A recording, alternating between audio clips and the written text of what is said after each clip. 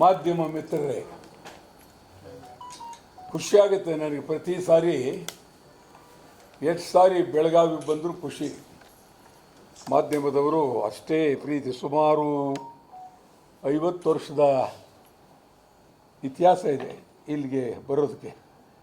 ವಿಕಾಸ್ ಬಂದಿದ್ದೀನಿ ಮತ್ತು ಅಲ್ಲಿ ಭಾರಿ ದೊಡ್ಡ ಸಭೆಗಳಾಗಿದೆ, ಹೋರಾಟಗಳಾಗಿದೆ.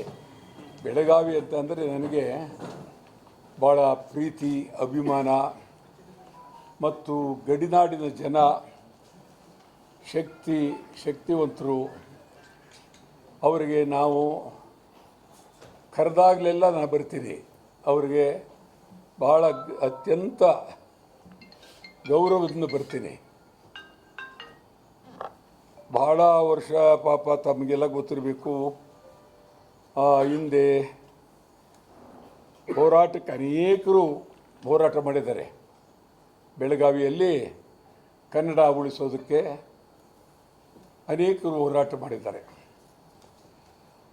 ನಾನು ಅವ್ರ ಜೊತೆಲೂ ಇದ್ದೀನಿ, ಈಗಲೂ ನಿಮ್ಮ ಜೊತೆಲೂ ಇದ್ದೀನಿ.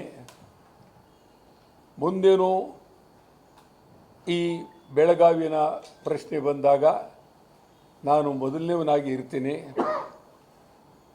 ಇದು ಭಾಳ ನೋವಿನ ಪ್ರಸಂಗ ಅಂತಂದರೆ, ಇದುವರೆಗೂ ನಾನು ನೋಡಿದ್ದೀನಿ ರಾಜಕಾರಣಿಗಳಿಗೆ, ಅವ್ರು ಯಾವುದೇ ಪಾರ್ಟಿಯವರಾಗಿರಲಿ, ಬೆಳಗಾವಿ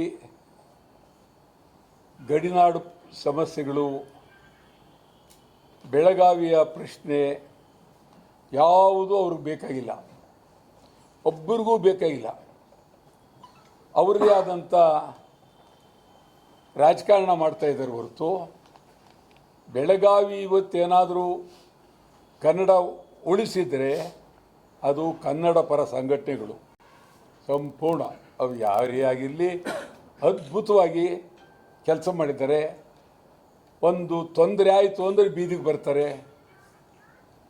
ಒಂದು ಅವರು ಇರೋದರಿಂದ ಎಷ್ಟು ಶಕ್ತಿ. ಒಬ್ಬ MLA ಆಗಲಿ, ಒಬ್ಬ ಪಾರ್ಲಿಮೆಂಟ್ ಸದಸ್ಯರಾಗಲಿ, ಒಬ್ಬ ರಾಜ್ಯಸಭಾ ಸದಸ್ಯರಾಗಲಿ ಬೀದಿಗೆ ಬಂದು ಬೆಳಗಾವಿಯಲ್ಲಿ ಹೋರಾಟ ಮಾಡೋದನ್ನು ನಾನು ನೋಡಲೇ ಇಲ್ಲ. ಮತ್ತು ನಮ್ಮ ರಾಜ್ಯದ ಮಂತ್ರಿಗಳಾಗಲಿ ಯಾರೇ ಆಗಲಿ ಬಹಳ ಗಟ್ಟಿಯಾಗಿ ಬೆಳಗಾವಿ ಬಗ್ಗೆ ಮಾತಾಡಲೇ ಇಲ್ಲ. ಬೆಳಗಾವಿಯಲ್ಲೇ ಶಾಸನಸಭೆ ಕಟ್ಟಡ, ಅದ್ಭುತವಾದ ಕಟ್ಟಡ. ಇಲ್ಲೂ ಬೆಳಗಾವಿ ಬಗ್ಗೆ ಮಾತಾಡಲಿಲ್ಲ. ಬಂದರು, ಪ್ರತಿ ವರ್ಷ ಬರ್ತಾರೆ, ಅದು ಏನದಕ್ಕೊಂದು ಕತೆ ಹೇಳ್ತಾರೆ. ಚಳಿಗಾಲವೋ ಬೇಸಿಗೆ ಕಾಲವೋ ಯಾವುದೋ ಒಂದು ಕತೆ ಹೇಳ್ತಾರೆ. ಪ್ರತಿ ಸಾರಿ ಬಂದಾಗಲೂ ಬರೀ ಗೋಳು ಗೋಳು ಗೋಳು ಗೋಳು. ಯಾರು ಬೆಳಗಾವಿ ಬಗ್ಗೆ ಕನಿಷ್ಠ ಒಂದು 3 ದಿನವಾದರೂ ನಾವು ವಿಶೇಷವಾಗಿ ಬೆಳಗಾವಿ, ಉತ್ತರ ಕರ್ನಾಟಕ, ಹೈದರಾಬಾದ್ ಕರ್ನಾಟಕ ಇದರ ಬಗ್ಗೆ ಸಮಗ್ರವಾಗಿ ಮಾತನಾಡಿ ಏನು ಮಾಡಬೇಕು ಅಂತೇಳಿ ಇವತ್ತವರೆಗೂ ಮಾತಾಡಲಿಲ್ಲ. ನಿಮಗೆ ನಾನು ಅನ್ನಿಸ್ತದೆ, ಕರ್ನಾಟಕ ಏಕೀಕರಣಕ್ಕೆ ಎಂತೆಂಥ ಮಹನೀಯರು, ಅದರಲ್ಲೂ ಬೆಳಗಾವಿ ಮುಖಂಡರುಗಳು ಬಹಳ ಹೋರಾಟಗಳನ್ನು ಮಾಡಿದ್ದಾರೆ. ಯಾಕಾಯಿತು ಏಕೀಕರಣ? ಇಲ್ಲಿ ನಮ್ಮವ್ರಿಗೆ ಯಾರಿಗೂ ಗೊತ್ತೇ ಇಲ್ಲ. ಮೊದಲನೇದಾಗಿ ಏಕೀಕರಣ ಎಲ್ಲಾಯಿತು ಅಂತಲೇ ಗೊತ್ತಿಲ್ಲ. ಏಕೀಕರಣದ ಉದ್ದೇಶ ಏನು? ಉತ್ತರ ಕರ್ನಾಟಕ, ಹೈದರಾಬಾದ್ ಕರ್ನಾಟಕ ಇವೆಲ್ಲ ಯಾಕೆ ಸೇರಿಸ್ಕೊಂಡ್ರಿ ನೀವು? ಸೇರಿಸ್ಕೊಂಡ ಮೇಲೆ ಅದ್ಭುತವಾಗಿ ಅವ್ರಿಗೆ ಏನೇನು ಅನುಕೂಲಗಳು ಬೇಕು, ಭಾಳ ರೈತರಿಗೆ ಬೇಕಾದದ್ದು, ಜನಸಾಮಾನ್ಯರಿಗೆ ಬೇಕಾದದ್ದು, ವಿದ್ಯುತ್ ಶಕ್ತಿ, ರಸ್ತೆಗಳು, ನಿವೇಶನಗಳು, ಜಲಾಶಯಗಳು, ಇದ್ರ ಬಗ್ಗೆ ಭಾಳ ಪ್ರಾಮಾಣಿಕವಾದಂಥ ಚಿಂತನೆ ಆಗಲಿಲ್ಲ. ನಾನು ಇವಾಗ ಹೇಳ್ತೀನಿ, ಈ ಸರ್ಕಾರ ಯಾರೇ ಮುಖ್ಯಮಂತ್ರಿ ಇರಲಿ, DK ಶಿವಕುಮಾರ್ ಅವರೇ ಇರಲಿ, ಯಾರೇ ಇರಲಿ, ಒಂದು ಮುಂದಿನ ಅಧಿವೇಶನದಲ್ಲಿ ಉತ್ತರ ಕರ್ನಾಟಕಕ್ಕೆ ಏನೇನು ಮಾಡಿದ್ದೀರಿ ಅಂಥೇಳಿ ಒಂದು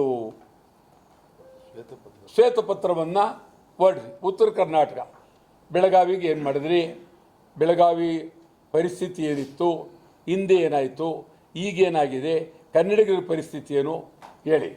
ಹುಬ್ಬಳ್ಳಿ ಧಾರವಾಡದ್ದು ಹೇಳಿ, ಹೈದರಾಬಾದ್ ಕರ್ನಾಟಕದ್ದು ಹೇಳಿ, ಬಿಜಾಪುರದ್ದು ಹೇಳಿ, ಗುಲ್ಬರ್ಗದ್ದು ಹೇಳಿ, ರಾಯಚೂರದ್ದು ಹೇಳಿ. ಇದೆಲ್ಲ ಉತ್ತರ ಕರ್ನಾಟಕದ್ದೇ ಒಂದು ವಿಶೇಷವಾಗಿ ಶ್ವೇತಪತ್ರವನ್ನು ನೀವು ಬಿಡುಗಡೆ ಮಾಡಿ. ಇದು ನಾನು ಉತ್ತರ ಕರ್ನಾಟಕ ಆ ಕಡೆ ದಕ್ಷಿಣ ಕರ್ನಾಟಕ ಅಂತ ಹೇಳ್ತಾ ಇಲ್ಲ. ನನ್ನ ದೃಷ್ಟಿಯಲ್ಲಿ ಅಖಂಡ ಕರ್ನಾಟಕ ನಂಬುದು. ಆದರೆ ನಾವು ಇವರನ್ನು ಹೊರಗೆ ಕುಣಿಸಿ ನಾವು ತಿಂಡಿ ತಿಂತಿದ್ರೆ ಸರಿಯಲ್ಲ. ಅದು ನಾವು ನೀವೆಲ್ಲ ಒಟ್ಟಿಗೆ ತಿಂಡಿ ತಿನ್ನಬೇಕು. ಆ ಭಾವನೆ ನಮ್ಮಲ್ಲಿ ಬೆಳಿಬೇಕು. ಭಾಳ ಅತ್ಯಂತ ಬಡತನ ಇದೆ ಅನೇಕ ಕಡೆ. ಈಗ ಬಾಗಲಕೋಟೆಯಲ್ಲಿ ನೀವು ಜಲಾಶಯ ಮಾಡೋದಕ್ಕೆ ಅವರಿಗೆ ಬೇರೆ ಮನೆ ಕಟ್ಕೊಂಡು